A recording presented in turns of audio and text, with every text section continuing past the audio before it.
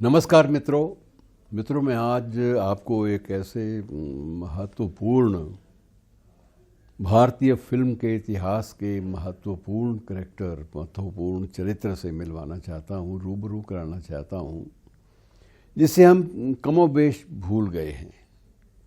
लेकिन वास्तविक स्थिति यह है कि उसके बिना भारतीय फिल्म का इतिहास लिखा ही नहीं जा सकता, मुमकिन नहीं है। ये शख्स हैं प्राण कृष्ण सिकंद। अब आप कहेंगे ये नाम तो हमने सुना नहीं, लेकिन अकेले प्राण की बात कहूँगा तो आप फौरन उछल पड़ेंगे, ये नाम तो सुना हुआ है, कैसे भूल गए हम लोग उसको। और मित्रों ये 2013 में हमसे अलग हो गए थे, ये फ़ानी दुनिया छोड़कर श्रीमान जी दूसरी दुनिया में चले गए, लेकिन तब तक उनका दबदबा, उनकी धाक जो थी उसके सभी कायल थे। चाहे वो जंजीर का शेर खान हो या फिर जिस देश में गंगा बहती है का मलंग चाचा हो, ये सारे के सारे कैरेक्टर्स जीने वाला व्यक्ति आज भी मलंग चाचा और शेर खान के रूप में हमारे जहन में सवार रहता है।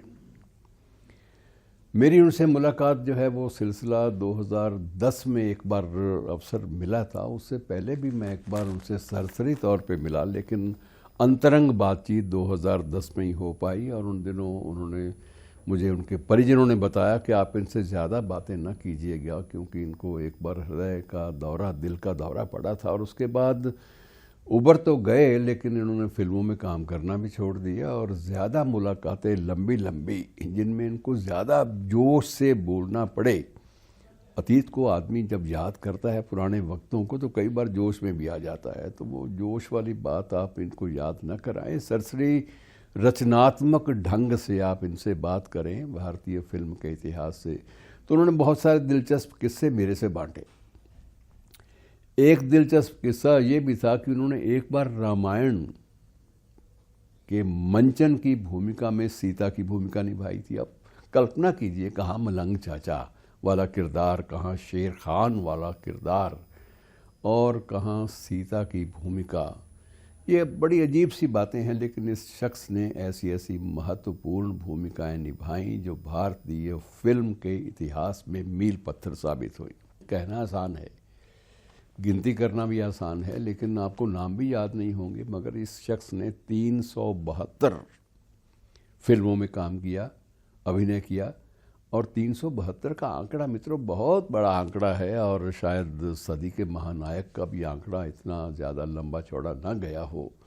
आंकड़ों के लिहाज से आप लता मंगेशकर के गीतों की बात तो कर सकते हैं, आशा भोंसले के गीतों की बात भी कर सकते हैं, लेकिन संख्या की दृष्टि से भारतीय फिल्म इतिहास का यह महत्वपूर्ण किरदार इतना लंबा, इतनी लंबी पारी खेला। और लंबी पारी के साथ साथ उसने महत्वपूर्ण कई भूमिकाएं ऐसी भी निभाई जिनमें वो नायक भी था। 7 साल नायक रहा। और नायक के पीरियड में जब हीरो की भूमिका श्रीमान जी ने निभाई, तो उन दिनों इनके साथ नायिका कौन थी, आप और भी अचरज में पड़ जाएंगे कि ऐसा भी हुआ। नूरजहां जैसी शख्सियत इनके साथ एक फिल्म में शुरुआती दौर में नायिका थी। फिर उन्होंने खुद ही बताया कि ये मेरा तो दिमाग ख़राब कर दिया बल्ली मारान ने। वो कमबख्त गालिब यहीं कूचा बल्ली मारान में ही रहता रहा। और मेरा अक्सर जब मैं घर से निकलता बल्ली मारान दिल्ली के, तो उस वक्त मुझे निश्चित रूप से किसी न किसी बहाने से उस कमबख्त की याद हो आती। लेकिन उसका जो ये फ़िक्रा था कि तुझे हम वली समझते जो न बादा ख्वार होता, तो प्राण ने बताया कि मैंने कभी बादाख्वारी तो की नहीं, लेकिन उसके बावजूद मुझे बल्ली मारा ही नसीब हुआ। मुझे क्यों नसीब हुआ मुझे नहीं पता, लेकिन सेंसिटिविटी, संवेदनशीलता के बहुत सारे पहलुओं को इस शख्स ने छुआ, उस मोहल्ले ने छुआ। मूल रूप से जन्म लाहौर में हुआ था, लेकिन बल्ली मारान में लालन पालन हुआ, वहाँ दिल्ली में ही पढ़ते रखते रहे। उसके बाद मुंबई के हो गए। अब जो मुंबई है हमारे लिए, तो एक प्रकार से ये अलग अलग भूमिकाएं जीने वाले लोग किस तरह से एक भारतीय फिल्म के इतिहास का एक अमिट पन्ना बन जाते हैं, इसको समझना हो तो आप प्राण की भूमिका से समझ सकते हैं। शुक्रिया दोस्तों।